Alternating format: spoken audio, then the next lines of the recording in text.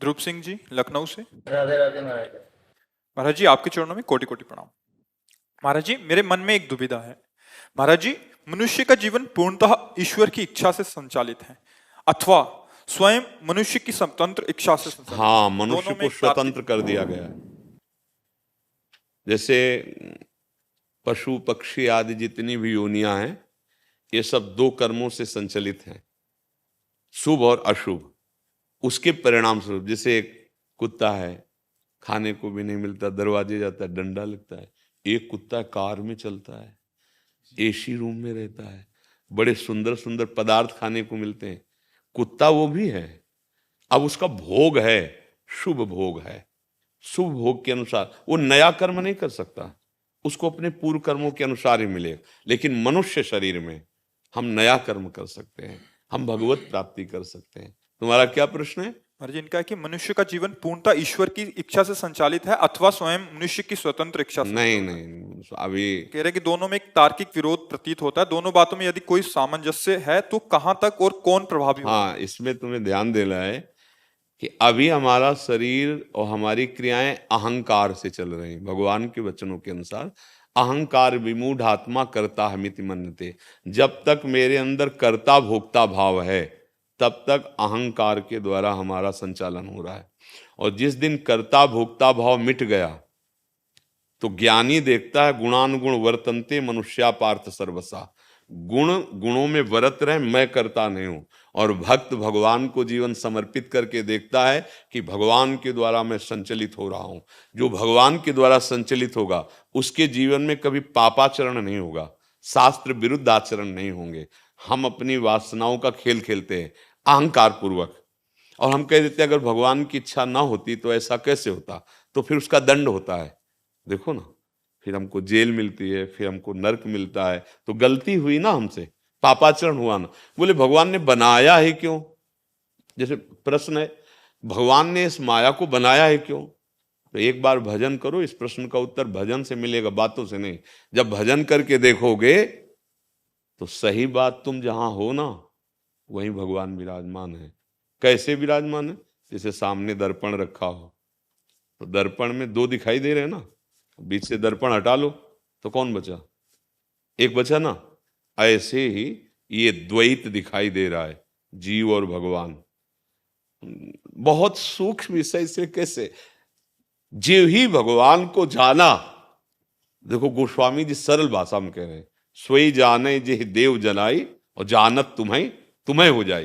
कह रहे हैं वो आप हो जाता है। बात को समझिए, अब वो जीव जीव नहीं रहता। बोले साक्षात भगवान जानत तुम्हें तुम्हें हो जाए। और ज्ञान में जैसे कहते हैं ब्रह्मविद ब्रह्मविभूत, जो ब्रह्म को जान लेता है वो साक्षात ब्रह्ममय हो जाता है। तो क्या ये नई उपज हुई, वो ब्रह्म बना? नहीं, बोले वो ब्रह्म था, ब्रह्म है, ब्रह्म रहेगा, पर वो अपने स्वरूप को भूलकर माया में लग गया। तो अभी हम स्वरूप को भूले हुए हैं, देहाभिमान से हो रहा है। अगर हम ये माने कि भगवान के द्वारा हो रहा है तो फिर पाप कर्म, ये जो अंदर से वासनाएं उठ रहे हैं, ये जो भगवद आश्रित हृदय होता है उसमें पाप नहीं होता। भगवान का शासन तब माना जाएगा आपके हृदय पर जब काम क्रोध मद मान न मोहा, लोभ न क्षोभ राग नहीं द्रोहा, जिनके कपट दंभ नहीं माया, तिनके हृदय बस हो जाओ।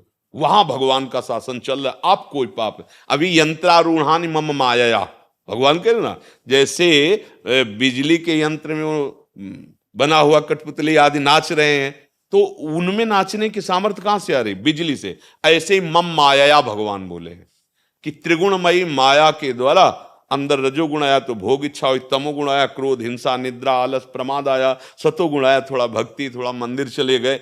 ये सब गुणों की प्रेरणा से हो रहा है। और भगवान कहते हैं, आज ही चर्चा हुई थी, त्रैगुण्य विषया वेदा निस्त्रैगुण्य भवा अर्जुन। ए अर्जुन, तुम वेदातीत अर्थात असंसारी बनकर त्रिगुणातीत बन जा।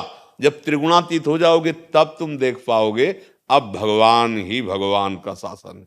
भगवान के शासन में, हृदय में जिसपे भगवान का, वहां पाप नहीं होता, वहां वासना नहीं होती। देखो ना, वर्णन कर रहे हैं ना, काम क्रोध मद मान न मोहा, लोभ न क्षोभ राग नहीं द्रोहा, जिनके कपट दम बने माया, तिनके हृदय बसो रघु। अब वहां हृदय में भगवान बैठकर जैसे अर्जुन के रथ का पूरा संचालन कर रहे हैं, ऐसे भगवान उस हृदय का संचालन करने लगते हैं जो भगवान की शरण में होकर भगवान का आश्रय, आत्मसमर्पण, फिर भगवान संभाल लेते हैं। अभी भला आत्मसमर्पण है, अभी तो मैंने ये किया, मैं ये करूंगा, मैं ऐसा कर सकता हूं, मैंने ये भोगा, मैं ये भोगूंगा, मैं ऐसा भोग सकता हूं। तो जानते हो उसी को भगवान करे अहंकार विमूढ़ात्मा कर्ता हमिति मन्यते। अभी अहंकार से चल रहा है कार्यक्रम, तभी शुभ और अशुभ कर्म बन रहे हैं, तभी बार बार हमारा जन्म मरण हो रहा है। ये संस्कृति का मूल चक्र है अहंकार। जैसे ट्रैक्टर में पीछे टाली फंसाने वाला होता है ना, ऐसे ही सच्चिदानंद का जो स्वरूप है, हमारा आत्म स्वरूप, वो फंसा अहंकार करके देह भाव में। अब ये बड़ा सूक्ष्म विषय है, बिना भजन के समझ में नहीं आएगा। पर हम अगर सतमार्ग में चलना चाहते हैं तो पहले जैसे इनको बताया, पहले हम आचरणों पर नजर कर लें। सबसे पहली बात, हमारे द्वारा धर्म विरुद्ध आचरण नहीं होने चाहिए। आप देखो, क्या आपको पता नहीं कि पाप आचरण है जो भी, क्या आप उनको रोक पा रहे हैं? क्या आप उनको गंदी बात मानकर, गलती मानकर आप हृदय में जल रहे हैं? नहीं, आप बहते चले जा रहे हैं। कैसे ईश्वर का शासन हो? हाँ, अब ईश्वर का शासन आपके ऊपर कर्म भुगताने के लिए लागू होगा। शुभ अशुभ कर्म करने के लिए आप स्वतंत्र हो, आप स्वतंत्र हो। आप अभी बुरा से बुरा काम कर सकते हो, अच्छा से अच्छा कर सकते हो, ये स्वतंत्रता दी गई है। पर हम लोग गलती कर लेते हैं, हम इस स्वतंत्रता का दुरुपयोग कर दिए। तो देखो, चिंता, शोक, भय, नाना प्रकार के दुख भोग रहे हैं। अगर हम इस स्वतंत्रता को अच्छे कर्म में लगाकर, भागवतिक कर्म में लगाकर जीवन मुक्त कर ले, तो परमानंद में मगन हो जाए। ये छूट दी है भगवान ने, आप कुछ भी कर सकते हो। आप पापाचरण करोगे तो अंदर से आपको पूरी सलाह पक्की मिलेगी। यहां से पैर रखो, ऐसे नांग के जाओ, कूदो, ऐसे ऐसे तिजोरी खोलना है, ऐसे। पावर कहां से मिल रहा है? वहीं से मिल रहा है, पावर तो वहीं से मिल रहा है। प्रयोग करने के लिए तुम स्वतंत्र हो, कहां प्रयोग करते हो? एक छुरी का प्रयोग करता है रोग निवारण के लिए डॉक्टर, और एक छुरी का चोर प्रयोग करता है दूसरे की हत्या करने के लिए।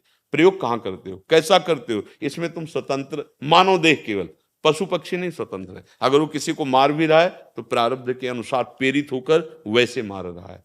तो अभी अगर हम कह देंगे कि आप भगवान के द्वारा शासित, भगवान के द्वारा प्रेरित, तो फिर आप पापाचरण को भगवान के ऊपर लाद देंगे? नहीं, पाप नहीं हो सकता। भगवान स्वयं बोले, त्रिविधम नरकस्येदम द्वारम नाशन मात्मना कामः क्रोधा तथा लोभा तस्मादेत त्रयम त्यजेत। गोस्वामी जी सरल भाषा में इसकी व्याख्या कर रहे हैं, तुलसीदास जी। काम क्रोध मद लोभ सब नाथ नरक के पंथ, ये नरक के रास्ते हैं। भगवान के तस्मादेत त्रयम त्यजेत, इनको त्याग दो। अगर भगवान ही प्रेरित करते कि आप ये करो तो त्यागने की बात क्यों कहते? भगवान कह रहे नरक का मार्ग है, त्याग दो। अब आप कहां त्याग रहे हैं? आप कामनाओं में बढ़ते चले जा रहे हैं, पापाचरण करते चले जा रहे हैं, और फिर आप कहते भगवान की सत्ता के बिना पत्ता नहीं हिलता, ये भगवान तो भगवान ने व्यवस्था भी की, पुलिस की व्यवस्था की है, कानून की, और नरक की व्यवस्था की है, और उसके दंड भोगने की व्यवस्था की है। नाना प्रकार की ऐसी घटनाएं घटेंगी जीवन में कि तुम दुख ही दुख भोगोगे। फिर कहोगे भगवान कोई है ही नहीं। अगर सारे कर्म भगवान को समर्पित करके जो पापाचरण जानते हो वो ना करो और भगवान का स्मरण करो, तो देखो तुम्हारा जीवन सुख की तरफ बढ़ने लगा, तुम्हारा जीवन मुक्तता की तरफ बढ़ने लगा।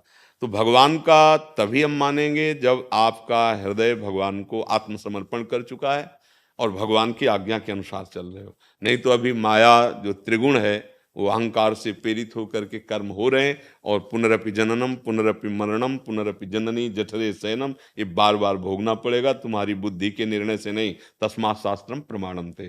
अगर ठीक से चलोगे तो बात समझ में आ जाएगी। किसका प्रश्न था? आप बात समझ रहे हैं? हाँ, अगर आप भगवान का आश्रय ले लें और निर्विकारता की तरफ कदम बढ़ाएं तो आप देखेंगे जैसे अर्जुन का रथ भगवान हाँक रहे हैं, ऐसे आपके हृदय में ऐसे पकड़ लेंगे। जैसे अपने लोगों ने देखा, बचपन से चले ना इस मार्ग में, तो देखा कि मुझे कदम कदम पर भगवान बचा रहे हैं, कदम कदम पर मुझे सही रास्ता दिखा रहे हैं, इधर से नहीं इधर से चलो, कदम कदम पे। ऐसा नहीं अनुभव हुआ कि मैं बच के निकला, नहीं, मुझे कदम कदम पे लगा कि अरे हम तो डूब जाते, ये तो भगवान ने बचा दिया। मतलब शरीर को बचाना, साधना को, जैसा भगवान कह रहे योगक्षेमम वाम्यम, वो देखा है जीवन में। स्वयं भगवान पूरी जीवन की बागडोर उसकी जो आत्मसमर्पण करता है भगवान को। अभी अपने लोग अहंकार को आत्मसमर्पण किए हैं, माया हमारे ऊपर प्रभाव डालकर जैसा चाहती वैसा करवा रहे, तो हम माया मुक्त होने के लिए भगवान का आश्रय लेकर भगवान का नाम जप करते हुए भगवान की आज्ञा के अनुसार चलें। सबसे बड़ी सेवा पूजा है भगवान की आज्ञा का पालन करना। जो नहीं करना है वो मत करो, जो करने के लिए कह रहे हैं वही करो, तो मानव जीवन सार्थक। अब कौन जान रहा है, कौन शास्त्र स्वाध्याय कर रहा है? ये तो हमें बड़ा अच्छा लगता है जब नए बच्चे ऐसे बोलते हैं मैं ज्ञान मार्ग में या भक्ति मार्ग में चलने, तो हृदय में कुछ शीतलता होती कि अभी कुछ है, अभी कुछ है जहां हमारी बात सुनी जा सकती है। नहीं तो ये बात सुनने का अधिकार नहीं रह गया है, क्योंकि बुद्धि इतनी मलिन हो चुकी है। अब जो गंदी बातें हैं उनको मनोरंजन में ले आया गया है। ये कोई पाप नहीं है, ये कोई गलत नहीं है, वैसे ही मन फिसला हुआ संसार में, अब और छूट मिल गई। अब वो वासनाओं में इतना बहता चला जा रहा है कि उसको पता ही नहीं चल रहा है कि मैं कौन हूं, मैं कहां जा रहा हूं, मेरी गति क्या हो रही है। आप जरा विचार करके अध्यात्म से देखिए, मैं कौन हूं, मेरा मार्ग क्या है, मैं कर क्या रहा हूं, आया क्या हूं करने के लिए? कुछ नहीं। पूरा जीवन वासनाओं के खेल में व्यतीत, और लगा हाथ कुछ नहीं। जब यहां से गया तो कुछ हाथ नहीं लगा। इसीलिए बड़े भाग्यशाली हो जो अभी आपको सत्संग की बात सुहा रही है। आप चाहते हो कि मैं कैसे भगवत मार्ग में आगे बढ़ूं, ये तो मतलब अतिशय कृपा राम की होई, पांव दे हमारा सोई। नहीं तो ऐसा तांडव माया का छाया हुआ है ना, बड़ा विचित्र खेल हो रहा है, बड़ा विचित्र। तभी हम कहते हैं कि अभी जैसे कुछ महापुरुष जन हैं, आगे समय ऐसा आएगा कि बड़ा मुश्किल हो जाएगा। सतमार्ग किसे कहते हैं?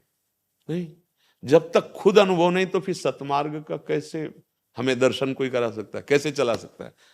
अब जो बड़े बड़े महापुरुष थे अंतर ध्यान हो गए। अब नया जमाना साधना का जो चला है वो मोबाइल से चला है। अब कैसे अंतर्मुखता बढ़े? जो 18-18 घंटे बैठे हुए शांत मन से परमात्मा चिंतन में लगे, 18 मिनट अंदर प्रवेश करने की जगह नहीं रह गई। वो कुंड से बज रहा है, किसका मैसेज, किसकी बात, क्या बात। आज का समय चल गया ना, और मन वैसे ही बदमाश है, इसको छूट मिल जाए ना, जरा सी छूट, तो ये वही कार्य कराता है जिससे आप फंस जाए, जिससे आप दुखी हो जाए, जिससे आप माया में आसक्त हो जाए। बड़ा कठिन है। इसलिए अभी समय है, अभी तो 5,000 के ऊपर कुछ वर्ष हुए हैं कलयुग के, 4,32,000 वर्ष का है। अगर ये दौड़ने लगा फिर ये हमारी बुद्धि काम नहीं कर पाएगी कि भजन करना है, भगवत प्राप्ति करना है। अभी कितने लोग हैं जो भजन और भगवत प्राप्ति की तरफ, हम लोग अगर संत महात्माओं के पास पहुंच गए तो यही सोचते हैं हमारा काम बन जाए, नहीं कोई समस्या का समाधान या किसी कामना की पूर्ति। मतलब इसी जेल में रहने की बात हम मांग रहे हैं, माया जेल में मुक्त होने की बात ही नहीं सोच रहे। तभी लगता है कि क्या मतलब साधु संग का फल यही है। यहां तो कहा गया है कि बड़े भाग पाइप सत्संगा, बिना प्रयास होई भव भंगा। संसार समुद्र से पार होना, दुखों से निवृत्त होना साधु संग। और हम साधु संग का फल समझते हैं कोई आशीर्वाद, कोई ऐसा दे कि हमें कोई दुख ना हो, हम खूब सुखी हो जाए। कभी भी ये माया तुम्हें सुखी नहीं कर सकती हो, तुम माया से सुखी होना चाहते हो। आप देख लो आंख उठा के, चाहे जो कोई हो, अशांति है, एक भय है, एक चिंता है। इस बार ये हम बने, अब अगली बार अगर ये हट गई कुर्सी, फिर वो जलन है, वो एक अशांति है, एक चिंता है। अच्छा, अब कितने दिन फिर शरीर धोखा देता चला जा रहा है, अब मरना पड़ेगा, अब अशांति अब कैसे दूर हो। इसीलिए बहुत हम सुलझा के बात कह रहे हैं कि आपके जीवन का परम लक्ष्य है कि आप दुखों से निवृत्त हो जाएं, बस यही मानव देह का फल है। अगर नहीं निपटे तो फिर 83,99,999 यूनिया जो है वो हमें मुक्त नहीं कर पाएंगे। मुक्त मानव देह की साधना से हो सकता है। आपका जीवन जितना बचा है राधा राधा कहिए, गंदे आचरण त्यागिए, जितना बन सके दूसरों की सेवा कीजिए और भगवान के आश्रित रहिए। इसी से सब ज्ञान विज्ञान प्रकट हो जाएगा।